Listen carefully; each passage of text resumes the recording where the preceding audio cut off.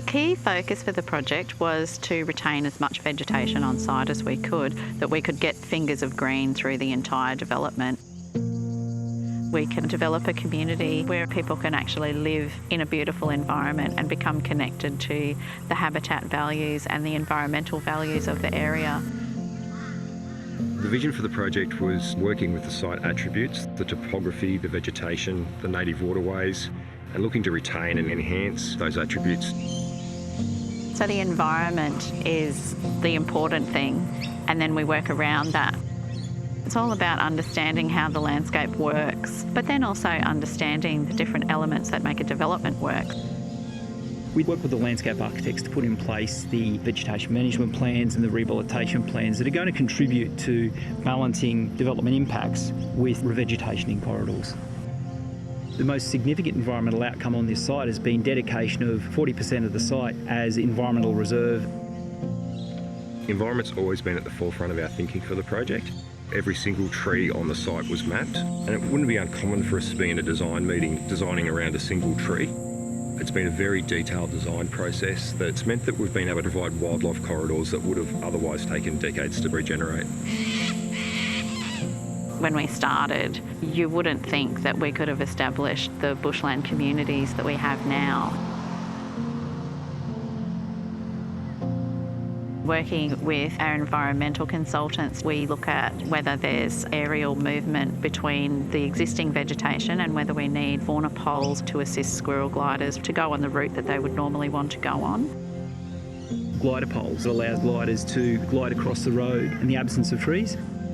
In time, the trees will grow up and that will fulfil that function naturally, but the glider poles do it in the short term. All of these corridors that roads cross have dedicated fauna underpasses. They're not just part of the stormwater infrastructure. We also include nest boxes to provide additional habitat. We've used a variety of different nest boxes. Boxes for microbats, possum boxes, bird boxes, but of course the fauna can't really read, so they don't always end up in the right box. It's really quite hilarious what you can find in there. The water-sensitive urban design strategy is that we treat all of the stormwater that's coming off the roads and park areas in a biobasin and street-side biopod network. We end up with, I suppose you could call them like mini ephemeral wetlands on the sides of the corridor areas.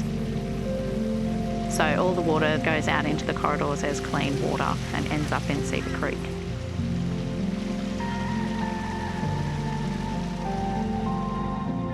One of the great aspects of Ellendale is the integration of the parks within the existing corridors. We've been able to use the site topography to create some really fun places for people to play within. It's been really satisfying how the community's responded. We've been able to bring people so close to the environment and people can actually see the value. Now we're going into a different phase of the development where we're having larger lots and more retained vegetation within the development site. So that's another exciting part of bringing the community closer to the environment. In 20 years' time, when this is all finished, the woodlands will still be here, all the animals will still be here, and hopefully there'll be more of them because it'll be a self-sustaining landscape. The key to getting something to work really well is identifying those things that are important, whether it's a view, whether it's vegetation, because those things are the things that make those spaces special.